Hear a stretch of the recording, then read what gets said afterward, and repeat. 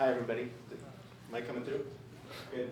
Okay, thank you for all coming. My name is Tayan. As he mentioned, I'm one of the two co-authors of this book.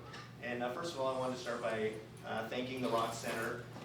As Evan said, the Rock Center is a joint initiative between the business school and the law school, and we, from the business school side, find this to be a very favorable development because it allows us to collaborate with people who are looking at it from the legal perspective, and we can bring the organizational perspective to bear on the other side. And the collaboration that we've had with the Rock Center has been very favorable, and we really appreciate the support. Also, we wanted to thank Arthur Rock and Tony Remby Rock, who are the sponsors of the Rock Center. They've been very generous, and they've shown a lot of support for governance, which, as our field, is something that we're very appreciative of. So first, I wanted to start by giving you a brief introduction about what this book is, how we came about to writing this book, and then I'm going to turn it over to Dave. Dave's going to talk through a few of the findings from the book at a high level, hopefully in a way that is interesting and elicits some questions in your mind. And when we're done with all that, we're going to turn it over for Q&A, and we're happy to discuss anything that's of interest to you in that regard. So first of all,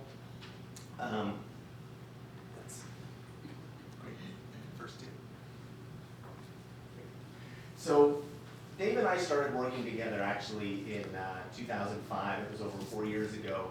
And he came to me because we, with the idea of working on a case study together, that he would use an executive education course. It was a case study on Neighbors Industries, which is an oil supply company. And basically they sell rigs, the giant rigs, on-land rigs and offshore rigs. And it was a case about the compensation arrangement of that company. It has kind of an interesting history because Eugene Eisenberg, who ran the company and who's run the company for a very long time, basically took over when the company was in bankruptcy in the late 1980s. And he took it out of bankruptcy and he grew it very successfully over a long period of time. Now at the end of all this, he made a substantial amount of money for his effort. In the early 2000s, there was a list of the most highly paid CEOs in the Wall Street Journal, and he was listed in the top 10. He had made several $100 million. And what this case does is it looks at specifically what he did, how the company grew, and the compensation that was awarded to him. And the title of the case was Neighbors Industry, Executive Compensation at Neighbors Industry, Too Little, Too Much, or Just Right. And I think what's interesting about this case is you really, upon reading it, could plausibly argue any of those three things. You can look at it and say that he was egregiously overpaid. You could look at it and say that there was pay for performance and he earned every dollar. You could say that he maybe merited more based on the wealth creation that he did for shareholders. And I think really, this is what I've enjoyed working with Dave on, is that everything we do is in this context of what's the actual setting, what are the actual facts, what's actually going on, and let's have a discussion about whether it works or whether it doesn't work. And there's room for debate on these things. So over the next few years, we worked together on several case studies that he used in his MBA course, and we looked at all the different areas of governance. We looked at compensation, we looked at the boards of directors, we looked at auditors, we looked at everything. And maybe at this point I should pause and say, for those of you who have really not a clear idea of what corporate governance is, I'll give you a quick illustration. Say you own a company like a contracting firm, and you are the owner and the manager. You don't really have a worry that the manager of the firm is taking advantage of you because you own it and you operate it. So effectively, if there are problems from a business perspective, you realize that it's your control to do something about it, and you can operate it just fine. Now say the arrangement slightly changed such that you don't own it anymore, you hire somebody else to manage it for you. Now all of a sudden you've got this person, which you call an agent, who's working on your behalf, the CEO, the manager, whatever. Now all of a sudden the question comes in, is that person always looking out for my best interest as the owner, or at times, from time to time, does this person look out for his or her own interest and take advantage of you? Now, of course, you can look at different scenarios where the question becomes different in different regards. Say instead of me owning it personally and having one manager, I own it jointly with 10 people, or I own it jointly with 100 people. Or say it's a public company and there are thousands and thousands of owners. Now the question is, how do you make sure that this manager, this CEO, is acting in your best interest?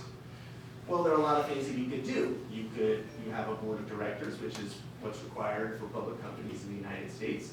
Those people act as your on your regard as your representatives, and they can oversee the management for you because you're too distant as a common shareholder to do that directly. You could hire an external auditor who comes in and looks at the books and says, yes, these are accurate. They haven't been taking money from me. And that's one other thing you can do. Now, say, for example, this company's not in the United States. Say it's in Russia. Now, all of a sudden, you've got different questions, such as, how do I know that the legal system in Russia is going to represent my ownership interests? Maybe I'm comfortable with that in the United States, but I'm less comfortable. Well, you can imagine that in that setting, you have to do things a little differently. So effectively, corporate governance are the systems that companies put in place to make sure that management is acting on their interest, on the interest of owners, and not on their own personal interest, taking advantage of others. So Dave came to me after, as we were working on these case studies, and he effectively said, let's write a book about this. And ironically, this is a very important question, and a lot of books have been written about corporate governance.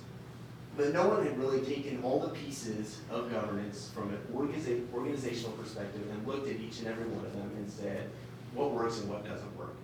So we started on this book in 2008, May of 2008, so 3 years ago, actually this weekend. And it was a very interesting time because it was after Bear Stearns had collapsed, but it was before Lehman Brothers had collapsed. Freddie and Fannie were about to go under, and AIG and everything that followed. So we were writing this at a time when there were a lot of interesting developments going on. So I think there are three things really that are about this book that make it unique from our perspective. The first is that it's fact-based. As Evan said, everything we've done is written based on facts and evidence. And for that, we've taken things done by consultants, we've taken rigorous research done by academics, such as Dave, a lot of Dave's citations in the book. And we also took stories and examples, such as the Neighbors Industry one, or such as the ones down here on Berkshire, et cetera, and they kind of illustrate these points, and we hope that together they work together to give some information about issues that you can properly consider. The second thing, as I said, is that it's written from an organizational perspective. And what that means is we're looking at what works for the organization. We're not looking at it strictly from a legal perspective. We're not lawyers, although we've consulted with the lawyers here at the law school to help us in those areas. But we're not looking at what's strictly legal or illegal. And we're not looking at, does it meet compliance or does it violate compliance? I mean, from our perspective, if an organization or company is actually going to be successful, you need to do a lot more than the legal minimum. And then the third thing I think about our book is that we tried to take each issue and we really tried to present both sides of it. So we tried to say, for example, on the board of directors, we have commentary on why one structure may be effective, and then we have commentary on why it may be ineffective. And and hopefully it's written for people who really want to think about it. I think that's pretty much what we tried to achieve, and that we accomplished that. In the end, we hope that practitioners, the people who actually run companies, directors who oversee it, lawyers who advise at the highest level, that they read that and it gives them some new insights. So with that, I'm going to turn it over to Dave.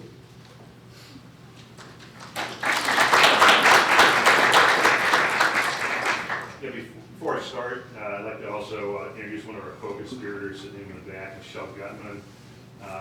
Yes, so thanks a lot.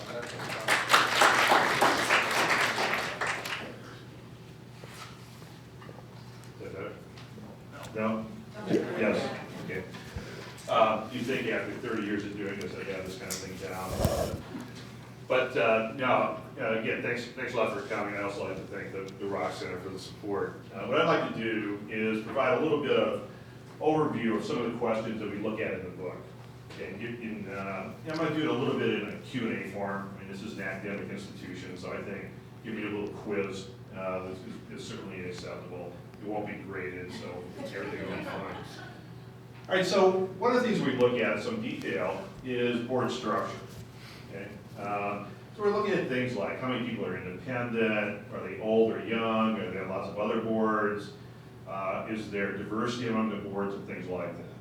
So one of the questions is, do you think board structure, when you look at it, you look at your proxy statements you get and say, here's on the boards of the companies that you own, do you think that tells you anything about corporate governance? What do you think? Young and old, I'm a little sensitive to that myself now, but young or old, or you have a lot of other boards, is all the board independent, or are they all management, does that matter? Maybe, right? It's easy to measure, right? You pick it up and we sort of see, here's how old these people are, you know, here's the types of things. And a lot of things you see in the newspaper, they'll say, here's a company got in trouble, oh my God, their you know, the board was messed up. And we actually we have these handouts for you as well. We actually did a closer look at the Lehman board compared to the Goldman Sachs board. And what you find is the Lehman board, everybody was independent, but nobody had any financial expertise. Okay, the Goldman Sachs board, you can imagine, you know, maybe a little bit less independent, but lots of financial expertise. You know, one won and one lost the game, right? But I guess the issue is, you know, how systematic is that? Okay, can you actually look at the structure of the board and then gain some questions or gain some insights into whether the governance is appropriate? In other words, are they evaluating management? You know, are they doing the right things? Is performance going to be better in the future and things like that? So it's kind of a fair question. So in the book, this is just part of it. One of the things that's really key, and you see a lot of debate on, should the CEO be different than the chairman? In other words, should we separate those two positions? Okay, lots and lots of debate about this. There have been many, many studies of this, and the results are basically a harumph. Okay. There's really no evidence that separating CEO and chairman all the time is a good idea. Seems like a good idea. In the States, it's fairly uncommon. About 2/3 of the companies do or have CEO and chairman being the same. Outside the United States, of course, it's very common to separate these positions.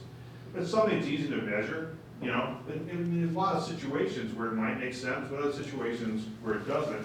When you look at it kind of on average, it just does not map into better performance, better governance.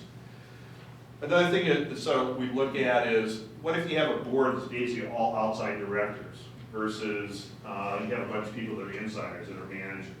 And the story would be something like, if you're an outsider, you're not conflicted, you're going to monitor the managers and things like that. If you're an insider, you're co-opted. You know, you have the same incentives of the managers you're trying to monitor.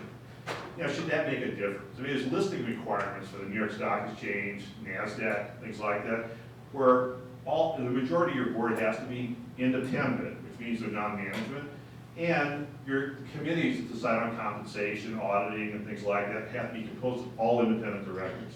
Seems like a good idea, right?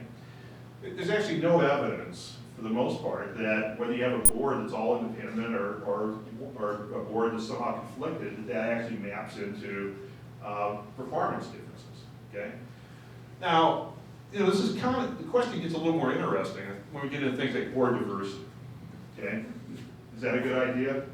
I'm not going to answer that question for obvious reasons, okay? Because we could spend the next 12 to 14 hours on that. Right now, I don't think we have enough food, you know, to satisfy.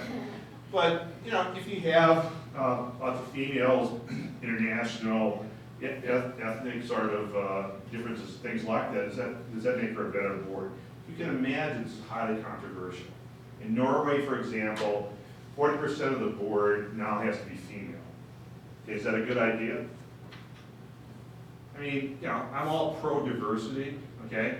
On the other hand, you want to worry about, does that restrict the talent pool in some sense? Is that a good idea? I mean, we view it not as a social or ethnic issue, right? We actually view it as something where it's something we can research. I can tell you the results are very spotty with regard to whether the boards are diverse or those companies do better. Things that we do find, though, if you've got a board that's all been appointed by the sitting CEO, that's usually not a good sign. Why not? they're all buddies, or they're actually gonna actively monitor.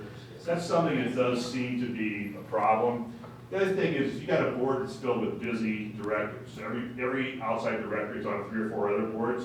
There's still only 24 hours in the day, and you really wonder, are they gonna have the capacity to actually be an effective board member? We're doing a study now on professional board members. There are people now that their primary job is to serve on boards of directors. They're no longer in a management position, so they might be on 5 or 6 boards. We're trying to understand, is that a good thing or not? It's actually quite common in the UK, but it's a new thing here. So the point is, I think it's a good example. Here are all these questions, there's lots of assertions, depending on who you talk to. You know, you should have an independent chairman, you know, you should have all outside directors, et cetera, et cetera. Those all sound like good stories. The real issue is, does it actually show up in the data? So I think what makes our book different, we're not trying to, you know, advocate any position that we can't back up with some underlying research. We take a very neutral perspective on this. Okay, so let's get into some a little more, I guess easier, right? Are CEOs overpaid? Just by a show of hands, people out there that either have a job or used to have a job, how many of you are overpaid? I know Cullen is overpaid, you know. Cullen was in my class, he used to be an activist, I guess, right? And maybe wants to still be one. So, I mean, you know, this is a big deal. I mean, how can you figure out whether CEOs are overpaid? Is that easy?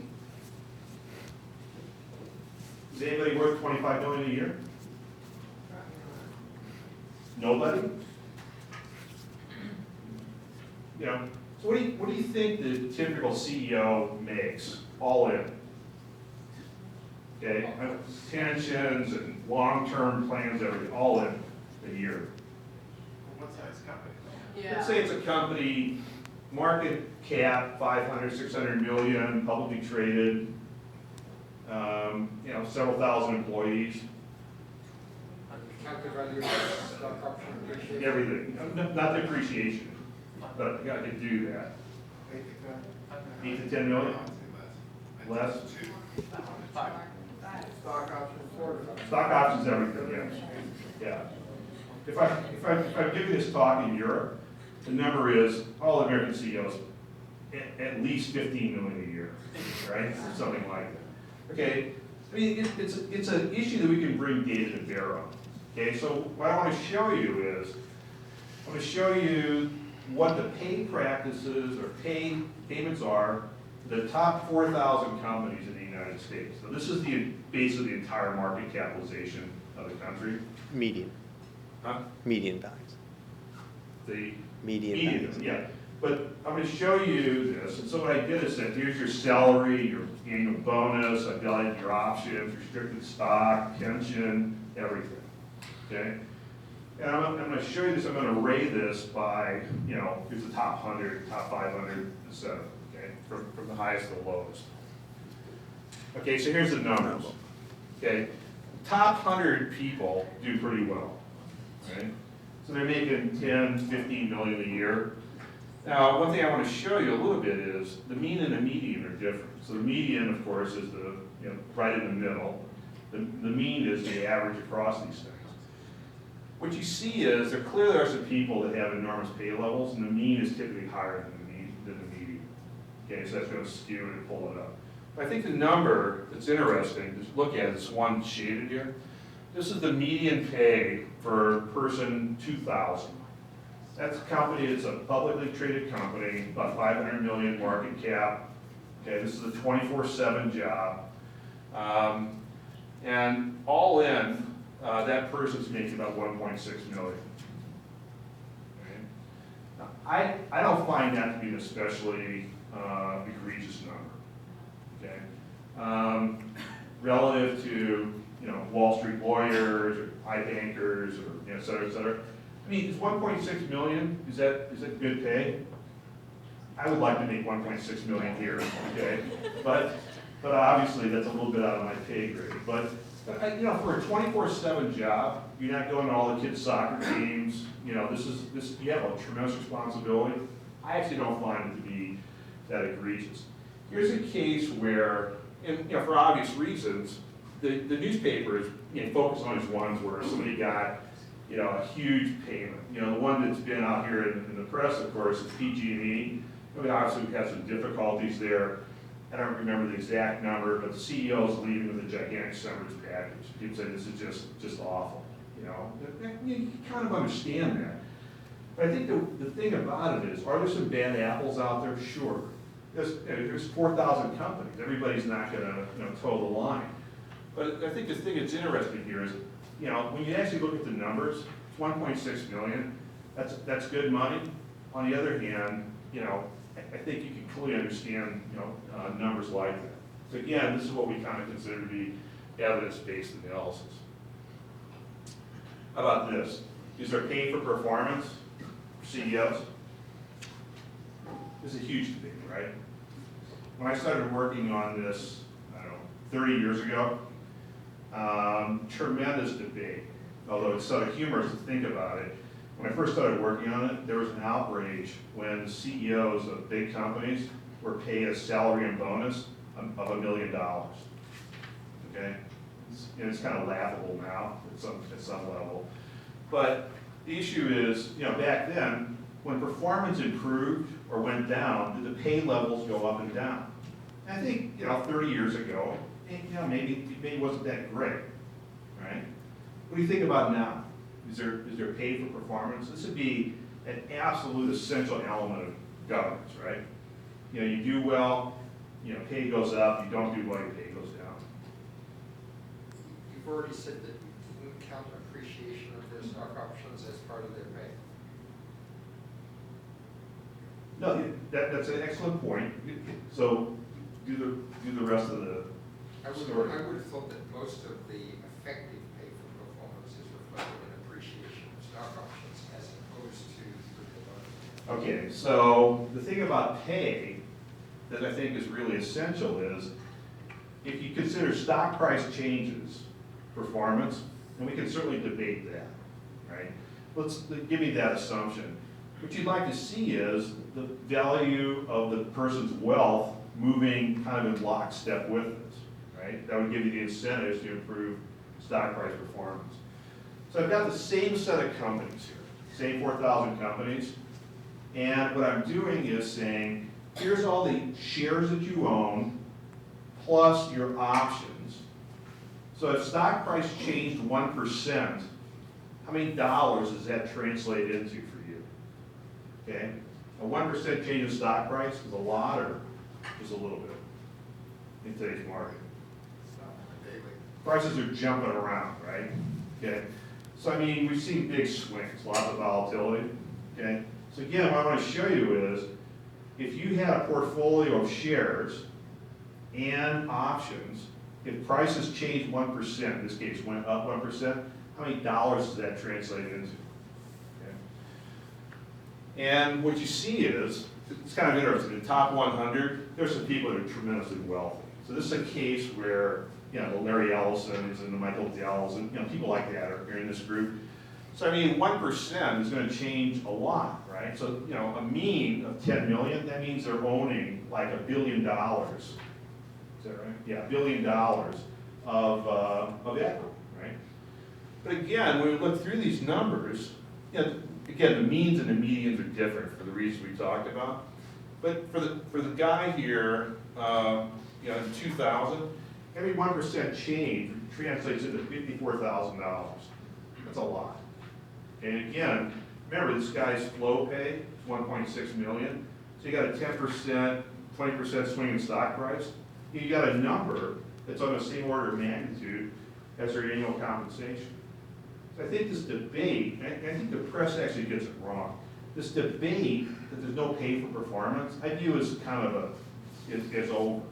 There's tremendous pay for performance when we include the value of these equity instruments. And if the actions, decisions that the managers take, are causing the stock price to move around, you're going to see this reflected. If they're good decisions, it's going to translate into a lot of bottom line number. And if it's a bad decision, it's going to go the other way. Okay? And the other thing I think it's good to remember, these executives have basically a complete undiversified portfolio. the value of their human capital, and most of their wealth is completely correlated with the performance of the company. If you were an investor, you would never hold a portfolio like that, right? You would diversify. You don't want to have these big swings that are unrelated to your performance affecting your wealth. I think it's really important to look at these positions and say, they make good money, but they've also impose a lot of risk on you. If things go the wrong way, you lose it directly, your ability to find another job, but you also take a path in terms of your equity holdings. Here's something we actually did a lot of work on. We're actually quite proud of this chapter in the book. How are boards prepared to select a new CEO? Again, kind of loosely stated, what does a board do? They hire and fire the CEO and top management, and they vet and evaluate corporate strategy. It's kind of the two things that are top on the list. All right, so if the answer to this is no, then they're kind of falling down on one key part. So again, I wasn't involved in any of this, but if you think about Hewlett-Packard or PG&E now, if you evaluate their succession plans, how well do you think that those boards are doing? How would you think about that? Well, I can't believe a company as big as Hewlett-Packard wouldn't have a succession plan and have several people laying that behind it. Okay, that's exactly what you want to believe. How long did it take them to find somebody? I mean, if you've got the plan in place, it ought to be pretty ready. An example that's always used, I think it's an apt one, is McDonald's. They had an unfortunate instance where CEO retired. They had two guys die for health reasons within a fairly short period of time. If you look at them, they were able to fill a position almost immediately, and I would say McDonald's didn't miss a beat. If it takes a long time to find somebody, that means that either the world has changed and you're reevaluating this, so you're thinking about strategy before you reach out to someone, or you actually don't have a succession plan. Okay. So what we found is that succession planning is just kind of a key part of risk management, and I think a key function of the board. We found that it was more compliance-based. Now, part of this was induced after Sarbanes-Oxley. Let's make sure all the internal controls are in place, and the boards became super risk-averse, and they became super compliance-oriented. Okay? Which I don't know if Sarbanes-Oxley or not was a good thing, but I think that part was really bad. People became very risk-averse in the boards. So they started saying, do you have a succession plan? Absolutely. Do you have names there? Absolutely. If your CEO is hit by the proverbial bus, are you going to pick one of those names and put him in the CEO? Not clear. Okay? This is the problem. Okay? The other thing that you run into, this is kind of a frightening statistic. 39% of the companies we surveyed have zero ready now candidates for CEO. Internal or external. And you know this number is too low. If I ask you a question, like where'd you hide the money? You're going to lie. So you know this number is probably 50, 60%, right? Okay? That's a frightening statistic. And I think to Jack's point, it's a really odd kind of result. But, so what's the explanation of this? Well, we find that boards, on average, spend only 2 hours a year on succession planning. Now, that's just, in truth, it's not enough, right? Is that a fun thing to do? In front of the CEO saying, let's find your replacement? It's a very tough thing, right? Sorry, I'm hearing an assumption here. Is the measure that they have a number or that they perform one? How do companies that don't have a succession plan perform relative to companies that do? Great question. That's something. Okay, so the question was, this is exactly the kind of thing we like to do. If you have a real succession plan or you don't, do those companies perform differently? Or maybe is the risk different? That's a great study, okay?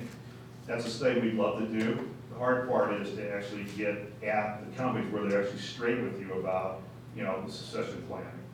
But these ideas about, broadly speaking, now the push now is on risk management, right? Do you have sufficient risk management?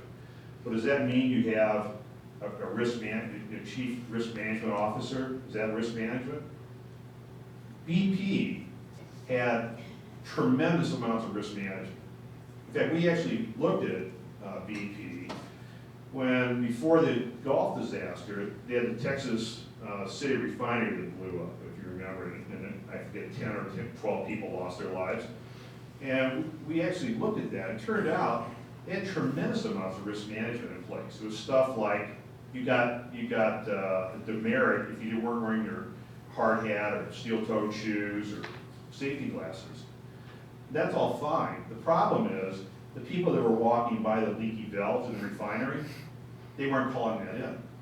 So it was a very operational risk management, but it wasn't risk management that was getting at the heart of the issue. These things, I mean, I think boards are really at a very early stage trying to understand exactly what that means. But I mean, the point about this, you know, do companies do better if they have these kind of structures, under what settings would it work? That's exactly the kind of research that we're trying to do. In our view, that's what's wrong with like lots of governance talk. There's lots of opinions, but when you start to say, okay, what's the evidence on this? That's where I think, you know, where our book, I think, tries to provide a basis for, you know, thinking about that. Question? Yes? Are companies more likely to look internally for CEO successors, perhaps the president or the COO, or are they more likely to look outside? Yeah, it's a good question. Okay, so we talked a lot about that in the book. It turns out that if you go outside for your CEO versus promoting internally, the outsiders in those companies, they perform worse, stock market, you know, operating performance than the ones that are internal. But you gotta be careful at looking at that, because if you're going from the outside, your company's probably in trouble. Okay, so it's not an apples to apples kind of comparison. But yeah, I think well-functioning companies, they actually will have some sort of process whereby, you know, they're going to develop these candidates, and you know, when the time comes, they're going to be able to actually plug those people in. But you know, another thing that I don't have this on the slide, but what's also interesting to us is in the internal candidates, how many companies have actually asked these people whether they would take the job if offered to them? Okay, in my generation, if you're offered a job, you would take it. In your generation, maybe not so clear. You know, is that the job that you really want? And so these issues, we actually did a big case on this. It was a real company. They had, it was a big mining company worldwide. They had 4 people that were on the list. One person got hired away. One person they thought would be a good candidate. They reached out to this person and said, don't want the job. Right? So right away, your pool starts shrinking. But I mean, this is you know, this internal market, internal development is a fascinating, you know, sort of topic, you know, to look at. There's another question. Are you familiar with Wells Fargo? I don't know if it's in their bylaws, but when Kovacevic, right, he had stuff like do CEO while he still remained chairman. Yeah. Is that in their bylaws, or is that just? No, I doubt it. I think that would be, yeah, so, I mean, Wells Fargo, that was a case where I think people did look at that and say that was an orderly transition. I think it's kind of interesting, not so much now, but it used to be, they plug you into the chief operating officer role and groom you to be CEO. We know of one position out here where the CEO said, I'm gonna retire, and they started, I'm not gonna tell you the name of the company, but they brought this guy in to be COO, and he was fantastic. And then he was doing all the work the CEO, you know, would normally do. CEO said, I'm really enjoying my job a lot more now. I think I'm gonna hang in there for another couple of years. And so, let's say you're on the board of that company. I mean, you want to be the guy to take the CEO out and say, hey, Dave, you're done, man. You know? I mean, that's a tough conversation to have. But I mean, this, you know, internal development, or when do you go outside, I think is a fantastic, you know, sort of topic for sure. Okay, so this is one of my pet peeves. Brian always gets nervous when I talk about this, and Michelle especially, I think. But is federalization of corporate governance a good idea? I think this administration is very, very ready to regulate business. I don't think it's an especially business-friendly administration. What I mean by federalization is, are you imposing lots of regulations on the people that are on the governance that companies use? In other words, you can impose something saying, you have to separate the CEO and chairman. That'd be something that, Congress could pass, the SEC would implement, things like that. Being in the business school, you can imagine where I come down on this. I'm more of a free market sort of guy. But ultimately, maybe it's a good idea. We certainly have had some problems, with, the financial markets and things like that maybe could have been regulated away. Dodd-Frank, which I'm sure you're kind of familiar with, this is basically doing a lot of things. The two that I find to be the most interesting are proxy access, where if you own 3% of the shares of a company for 3 years, you can come forward and nominate an alternative slate of directors for a fourth of the sitting board. So this is like a proxy contest, but very unusual. Okay, so in other words, do I come forward and say, I don't like David, Brian, and Michelle, we're going to bring 3 other people, and we're going to have a contested election. Now, what you worry about is what are the motives of the people that own that 3%. Now, I don't want to go too far down this path, but there's certainly funds that have an incentive other than maximize shareholder value, okay? Or they have a special orientation, whether it's about the environment or whatever. And that, we could debate that as a society, but it's interesting to sort of think about, is that a good thing?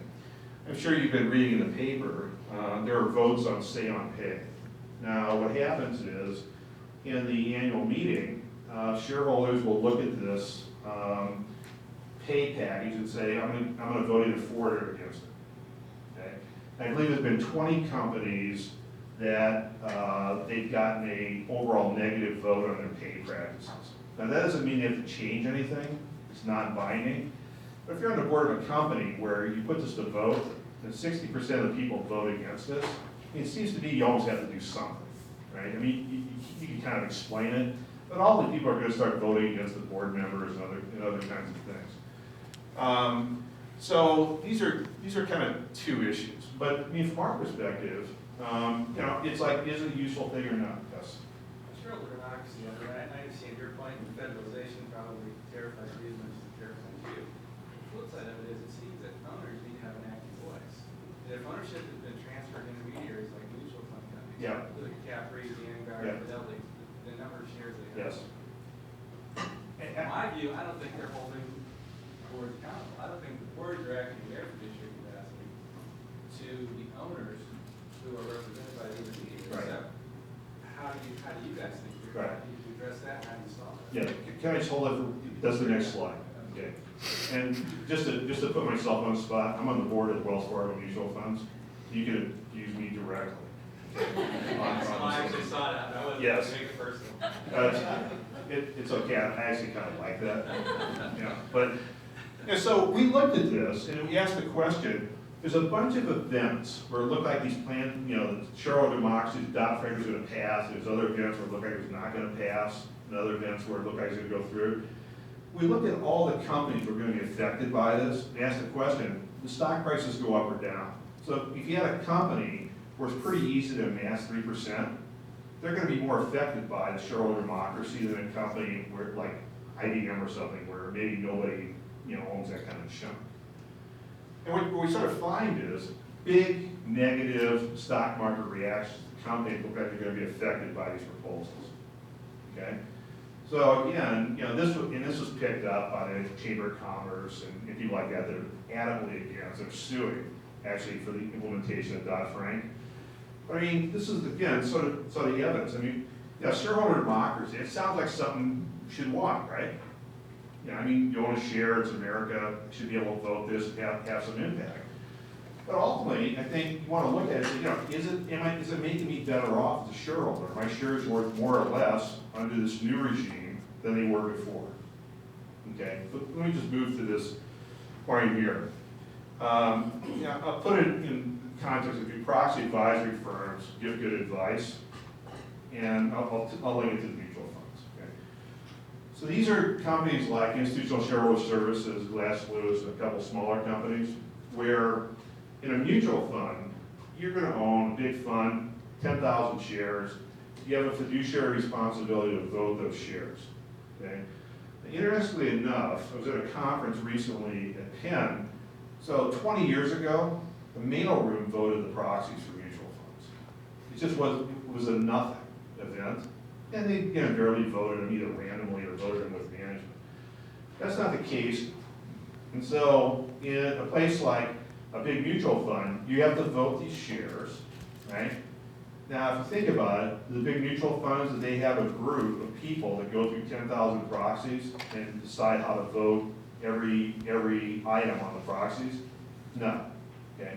They've got to get some help somewhere.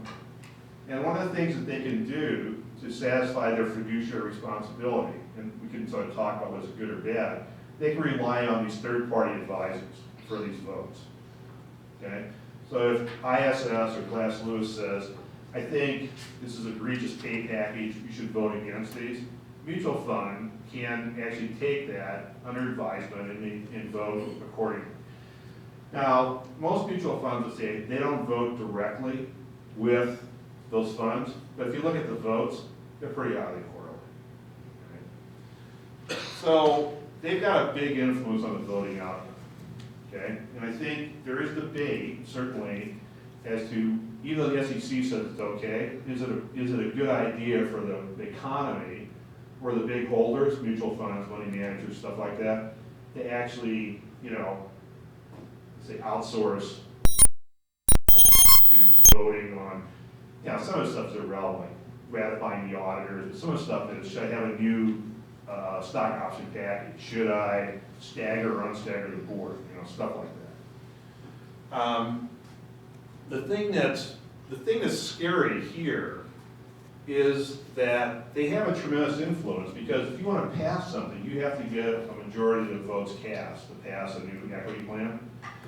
If the proxy advisory company comes out against you, they can swing somewhere between 20 and 30% of the votes.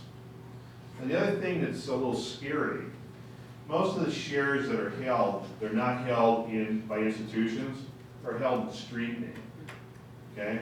The problem with that is, they're typically voted by the brokerage house that holds those, but now, and they would typically be voted for management, the typical number is around 20%. Those shares cannot be voted in non-routine, on non-routine items. They can be voted for ratifying the auditor. It can be voted for things like extending the stock option program, things like that. So if you take out 20% of the votes so you got 80% left that's going to vote, and then we take out the street name. If ISS or Glass Lewis votes against you, to get a majority of the votes, you got to get a high percentage of the votes that are left. Okay, so I mean, this has been a watershed event for this. This is where money management firms, mutual funds, if they're following the proxy advisory firms, it gives the proxy advisory firms tremendous impact on these things. Now the trick is, that may be fine if the proxy advisory firms get it right, if they know what they're doing. That's the wild card. Okay? So let me just show you a little bit. I'm sorry, good.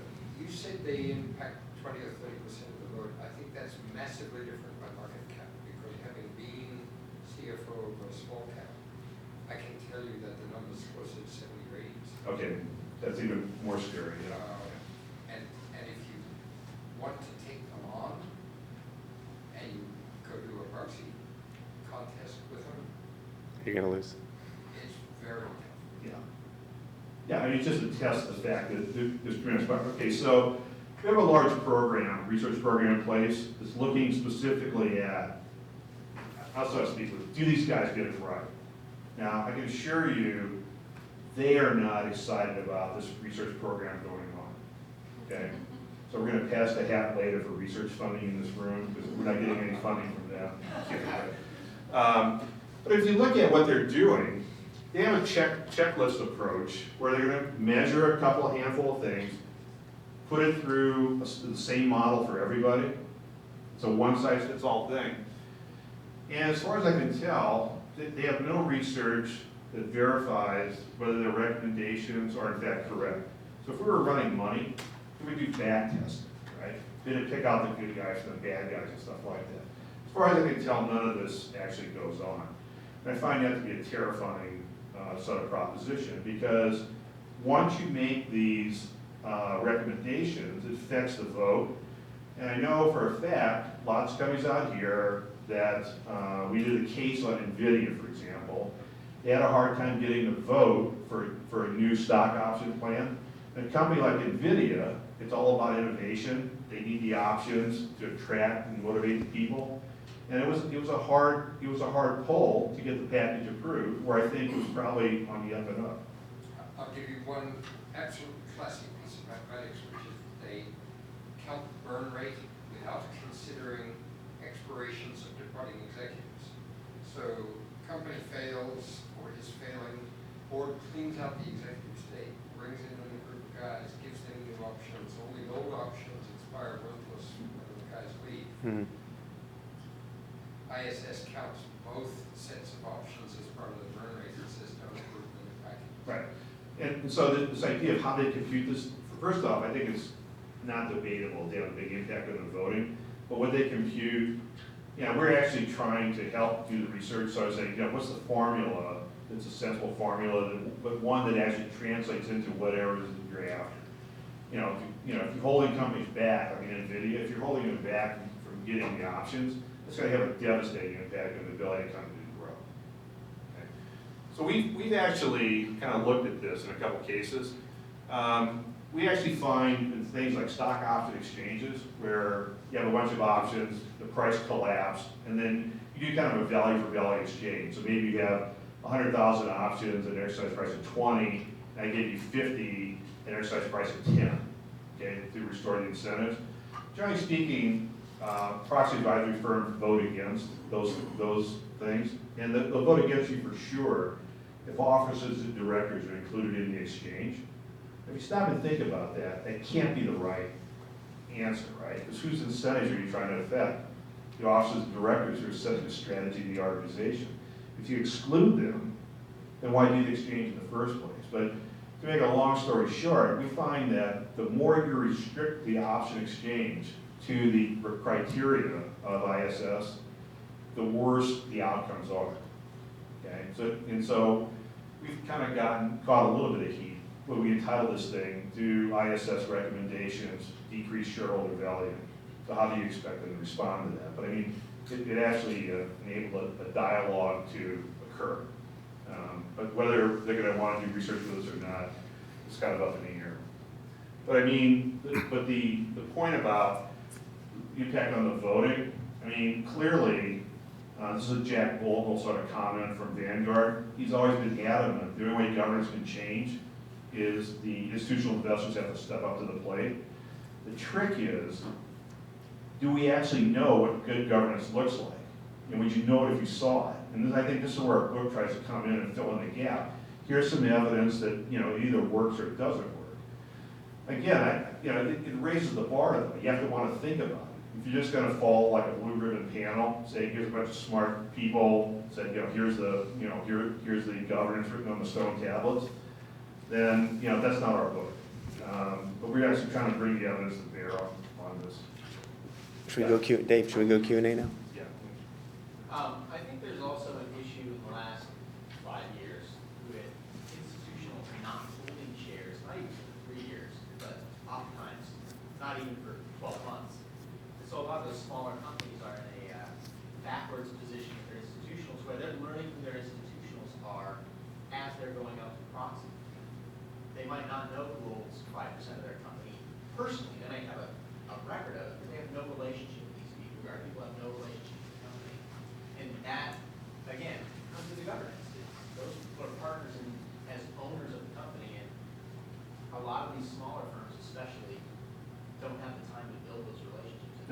Yeah, absolutely. And another area we're trying to look at that I think has been there's almost no research on, what is the strategic investor relations industry do, and what do the IR people do inside companies? And we're trying to actually understand that, saying, do you actually know what kind, get into this discussion about, well, we really want this kind of investor, not that kind of investor. What does that actually mean? And things like that. But absolutely. I mean, if you have to go out to these people, this is the first time you're asking them to approve more stock options, I mean, that's gonna be an unusual conversation, given it's the first time that we've. It might be the last time. That's the It other. might be the last time. Today, and 6 months from now, they're not a shareholder anymore, That's right, so. yeah.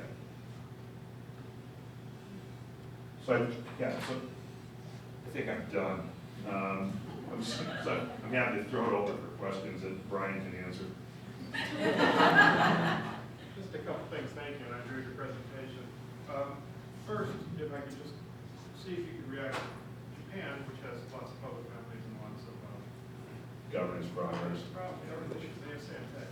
Yeah. Shareholders approve everybody's, and they have about, well, some fraction of corporate major that they do here. They have corporate governance problems from the outsider, insider versus outsider perspective, but if you could comment on, they've been running San Pay for a long time, and at least are forgetting this to happen there yet. No, I think it's fine. Yeah, but I think it takes 5% to get something on board on the shareholder vote. Right, but I mean, I'll throw out another piece. So in Australia, it's kind of interesting. What's happening there is if you get, I think it's 25% of the shareholders vote against you 2 years in a row, the whole board has to come up for election. Yeah, that's a little, I find that a little scary. But yeah, I mean, the UK has had say on pay since I believe 03. And what's happened there is, it's only in cases where somebody made a big stink in terms of institutions that you saw any kind of change on pay practices. So I don't think it's had that much of an impact. On the other hand, you know, if there's a referendum on pay, does that seem like a good idea? Yeah, but the problem is, do the people actually know? I mean, they're not privy to the strategy, they're not privy to what kind of people these are, they're not privy to, would someone leave that would be hard to replace if you dock their pay $1 million, stuff like that. And I'm not trying to say that shareholders are uninformed about these things, but I'm saying, you know, if someone, say a proxy advisory firm comes out and says, you know, we're against this because of some arbitrary rules and they follow that, I mean, you can have consequences for it, but I mean, it's going to be interesting to see how it plays out. But the states, no question, it is a high-pay capitalistic society. Although, I would also throw out the point that Western Europe is catching up very quickly. I don't know about Asia. Yeah, I don't, yeah.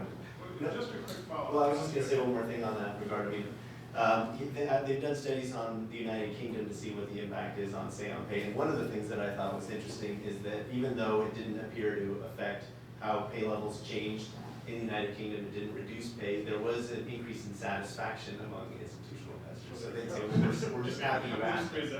You know, so it may not have an impact in terms of what the pays are, but it may have an impact on psychological. Now, what's also interesting is we found while we were doing research for the book that Amgen is a company that actually has a survey on their investor relations site where if you're an investor, you go on there and they ask you about 7 or 8 questions, you know, about what do you think about, you know, pay for performance, and then you can answer what do you think about this, and then they have, you know, supporting statements. Now, it's not really clear how a company can use this information, but, you know, obviously they're trying something innovative in terms of getting feedback. Well, on that point, it's kind of interesting, and again, I'm not a lawyer, although we sometimes play one in the book, I guess, right? But the thing is, it's interesting, let's say you want to poll your shareholders, and they said, you should absolutely not do X. But you as a comp committee said, I think we really should do X. Let's say you do X, you know, shareholders that you polled said not to do it. It seems to me to put you in an incredibly uncomfortable position, you know? But I mean, these kind of issues, I think, are very subtle. Now another thing on a related note, one of the things we saw when we looked through in this book is compensation is very complicated. I think that's, you know, the flip side. Dave's been arguing a lot of things about pay for performance or pay levels and things, but when you actually look at what people make and you open it up, there's, you know, you get the salary, you get the bonus, and you can't even understand what the bonus calculation is. It has all these factors, and then you have, performance units, and obviously you've got all sorts of pension changes and stuff. And, you know, average employees just have very simple pay structures in terms of salary and, you know, bonus. And then the question is, does it need to get as complicated as it is getting? And I guess our sense is it's gotten way too complicated. We keep adding stuff on these pay packages, you know, never taking much off. But at some level, I can imagine having salary, annual bonus, and some kind of long-term plan. But then there's just an unbelievable range of complexity on these things. And I guess one of the things that, we have an example in the book, I forget the name of the company, but the pay package is so complicated, we had a hard time writing it down.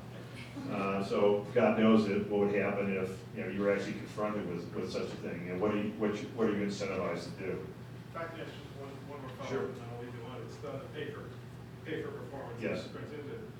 You found, your data was interesting, but the question is not so much is the average correct, but is it symmetric? In other words, does it go down as fast as it go up is one of the key things. And what is the reason for the large difference between the median and the average? And is it their symmetric ups and downs at the far end of the scale? And to me, that's really the issue. It's not so much the average isn't even controversial. It's the spread and the symmetry. Great, go for it, I'll follow. Yeah, so, I mean, with something like stock price, I mean, you hold a share, if it goes up 1%, it's the same as, you know, it goes down, it's the same dollar change. But there's tremendous variability across companies in terms of how much the CEO owns, and I think that's what you sort of see. We're actually trying to do some things now about, if you sort of said, we have some of this in the book, where if you plot, if stock prices went up 1%, 5%, 10%, or went down, what's the shape of that? You know, is it very flat, or is it highly, you know, what do you call it? Use a technical term, highly convex. It's very steep. And we're actually trying to think about that is, does that tell us how much risk an executive would seek? So, I mean, if the upside is a lot steeper than the downside, then I think that's the kind of situation where you say, all right, you know, is that what we want? Maybe. But, you know, if you're in a company like, let's say you're a commodity company, you know, I think you want a pretty flat incentive. You don't want people speculating, right? If you're a company out here in the valley, it's all about speculation. I guess the word we use is innovation, right? And that's where, you know, you want to win big if the thing hits, right? So, I mean, these are the kind of the subtle choices of this. But I think the thing that I worry about a little bit is if you got so much money invested in the company where you basically a little bit of stock price change has a big dollar amount on you, do you get very averse to risk and become, you know, less innovative. And I think another point on that that's interesting is what you can do is, as Dave said, you can plot what happens when the stock price changes. If for shareholders, your wealth goes up like this. And then obviously if you have options, it starts getting steeper for, say, an executive. You can compare two companies. So you could say, and one of the things you see is like at Kraft, you know, if shareholders are a direct line, one for one with the stock price. At Kraft, it may go up, you know, like this, and then at General Mills, it may go up like this. That's one of our examples in the book. And then the question is, well, you know, what is it about, why would General Mills need to be dramatically different? Obviously, you need to look at, well, is it a new CEO versus an older CEO? Is there something about the strategy? But, you know, that would allow you to ask the questions that you can ask to get the answers you need. Yes. Director of British University. The most frequent errors of non-compliance were failure to disclose the terms and conditions by which non-executive directors were appointed, 45%. Hey, you know, that's pretty significant, and we have that problem too. I'm on a board with, nobody else has done corporate governance before, and I'm the only MBA. So a lot of people do a check by the box, like you're talking about here. So when it comes to terms, they go down, we've done everything except, do you throw everybody out after 2 terms? And no, you don't throw people, half of them out after. Half the people have been on for a long time, half the people are new. So given there's such a significant number of people who aren't following this, I'm trying to make sure that we don't throw everybody out. Right. Because the British system's undergoing such problems, tuition, risks to the system. Do you have any, I came here specifically to ask this question about terms because we're really having quite a battle. So the UK, I mean, I actually sort of like this, they have this explain and comply sort of orientation. So in the UK, I'm not sure about not-for-profits, but there's a whole list of things that the various kind of blue ribbon panels that you separate this from that. You should turn over the auditor after 5 years. You should do all these things. you have a list where you go through this, it's like a checklist saying, I do this, I don't do this. So you comply with everything, but there's ones that you don't comply with, they get an opportunity to explain why you don't. Yeah, and so I think, but yeah, I mean, I think that provides an interesting basis. What I think we object to is, why put everybody in the same box? And in this case, I mean, I think this gives you an opportunity to say, let's talk about this on the board, does it make sense? Let's move out of the compliance arena. And then, with the business judgment, so I say, look, we're not gonna do this for this reason. We have the following set of unique characteristics, and we're gonna talk about those things. Yeah, we have no doubt, we're one of the most financially stable ones there. Yeah. Do you find, I'd like to take this back. Yeah. Do you find any compelling reason to throw out, say, a board of 12, the 2 or 3 most senior people, do you find a compelling reason? No. Because I'm trying to Yeah. take this information straight No. back. No, now that I'm a member of AARP, I think it's a bad thing, yeah. No, but I mean, I think it's these laws, let me call it, where it's like, on average, it might make some sense, but, you may be losing the heart and soul of the board in these types of things. And I think I just object to this regulatory sort of setting. And, then the issue is, what are the consequences of not doing it? So in your case, I'd worry about, is there some issue with funding from the government? Or are you gonna have other research things that are to step back? Then at that point, I'd say, look, we have a professional board, we've thought about this, here's a short explanation, and we're not gonna do that for the following reasons. In your case, it may be quite difficult to bring somebody in from the outside to train them into the nuances of not-for-profit in that kind of setting. Well, and I think on the flip side, going back to just boards in general, one of the things we found is this common complaint is, a lot of companies have age limits or term limits or things like that, but the companies that don't, they also tend to have the flip side problem, which is how do you get the bad board members to leave? And it's very hard when you have a board and you've been working with someone for years to say, well, I think your skills are stale now and I need to sit down with you and replace you with somebody else or something like that. It tends to be that you obviously do have this social connection, this work connection, and it can be very profitable, for the company, but at the same time, you gotta think through, if you get rid of that regime, the new question is gonna be, how do you decide whether to keep people or get rid of them? Yeah, that's a great point. One of the things that we're doing these kind of presentations, people say, hey, what was really surprising in the book? That was, Brian brings up a good one. We kind of went into saying, hey, it's really hard to find board members, nobody wants to do it, the risk, et cetera, et cetera. Actually, we found just the opposite. I mean, boards and executives saying, it's not finding good ones, it's getting the bad ones to leave. And so the course, solution is putting in a term limit or an age limit. But, it's not clear it's going to catch. I mean, maybe the people that are younger, that's doing it for, contacts as opposed to embracing this, maybe they're the ones you want to get rid of. And I guess the other thing, and this kind of goes without saying, it's hard to do such a plan for the CEO. It's pretty hard for board members to evaluate each other, right? And so this board evaluation, I think, is another area that we'd like to explore in detail. You got a bunch of successful people that, let's just say, have egos of considerable size that are on these boards, and it's a hard discussion to have. But I mean, I think it's absolutely fundamental to good governance. Back to the pay issue, and by the way, when you said federalization of corporate governance, Sarbanes-Oxley was federalization of corporate governance at some very high level, and happened in the prior administration. One of the things it required was compensation discussion analysis in the proxy. Yes. I can tell you for an absolute fact, having labored through both $100,000 worth of consulting fees to get the necessary information put in there and writing the 18 pages it took me to write it, and then having an issue with ISS that caused there to be a battle. I can tell you for absolute certainty that not a single one of my shareholders, nor a single one of the buy-side analysts, all the sell-side analysts, read the CDN.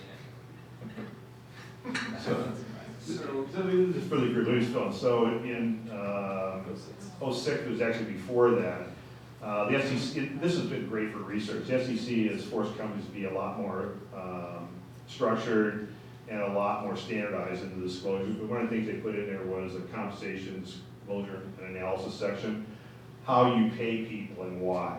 And related to that, I actually read them, not every one, but I was working with a company on a similar kind of thing, and so the lawyers, general counsel, prepared the CD&A and asked the compensation committee to sign it, and they read through it and said, we're not signing this. This would be an SEC document. They're not signing this. Why not? Because that's not what we do. It was perfect from a legal perspective, but it was totally inconsistent with what actually went on. I actually thought that was a good discussion to have. You know, it's kind of an ugly, controversial thing that the board members were, I should say, abusing the general counsel. But I thought it actually ended up in a good place because everybody was on the same page about what went on. But I'm sorry, so. I think the actual exercise of making sure that the board was clear on what the process for pay was more valuable than the disclosure was the best. Yeah, we wrote a short piece, it's not here, but it's one similar to one that's down there, it's on our website. And we took the company Larcker, the tobacco company, and we compared their compensation program in 1956, 8. Well, we found an old proxy from like 1950 and compared it to the proxy today. And it's interesting to see the exact same company and to see obviously how very different it is. Back then it was very short. It said we pay the CEO, 1% of net income. We pay the next person 0.8% of net income. Boom, boom, boom, in terms of bonus. And then you have the current one, which is just pages upon pages. I think the whole proxy back then was small pages. I think it was 6 pages. And what's kind of interesting is, as Brian alluded to, the CEO was paid 1% of earnings over and above some, return on asset threshold, and it was very specific about everything. 60 years later, that's what we're asking for in the proxy. Tell me exactly how the guy's paid. So it took us 60 years to come full circle. We're fighting it now, right? Because they don't want to disclose the performance measures, the formulas, the targets, and maybe those are proprietary at some level. But I thought when we look at the old proxies, it was very, very straightforward and gave the formulas explicitly. Of course, there was no options or just basically salary and bonus and then some pension types of things. But we certainly have evolved to more complicated setting. But I think you're also pointing out the unintended consequences of a lot of these things. And something I think we talked about, I believe, in the book, yes. For example, they have expectations about how long these will be. The SEC says, if we do this rule, we believe it'll be 1,000 words, and it turns out to be 3,000 to 6,000 words. And then they say, we thought that Sarbanes-Oxley would cost a company $91,000 a year, and it turned out to cost between 1.3 and 3 million a year for the first 4 years. So there's just this gross disparity between what's expected and what actually happens. So anyway, I think we're running out of time. We should let people go. Yeah, one more question? What is the general feeling about people who don't vote for proxies? And if I do vote for the proxy and send it in, does it cost the corporation extra money to count and deal with the process? I don't think so. The proxy collectors, it's kind of a fixed fee that collect these things. I think the more interesting question is, it's like voting for presidential elections. Is your vote going to matter? And things like that, right? And I think, I think most companies want them voted. On the other hand, I think a lot of the votes are directed by, say entities that maybe are not that familiar with these things, or they have another agenda. But I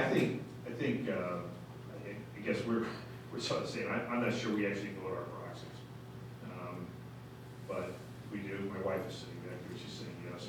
My wife votes our proxies, so yes. One quick question.